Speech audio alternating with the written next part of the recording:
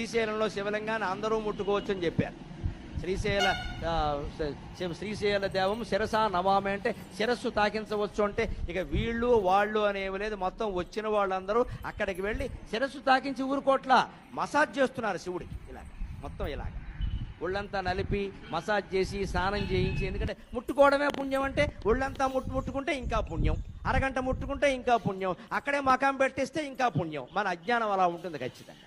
అసలు ఏది ఎందుకు చెప్పారన్నది అక్కర్లేదు. ఇంకా ముట్టుకో నీ ఇష్టం. శివలింగాలు ఏమైపోయినా సరే శ్రీశైలం ఈవో స్వయంగా చెప్పాడు నాకు, అయ్యా మీ ప్రవచనంలో చెప్పండి, జనం అజ్ఞానంతో ప్రవర్తిస్తున్నారు, లింగం దెబ్బతింటుంది. 10 అంగుళాలు ఉండే ద్వాదశ జ్యోతిర్లింగం శ్రీశైలం ఇవాళ నేలలోకి వెళ్ళిపోయిందంటే 3 అంగుళాలు ఉందండి.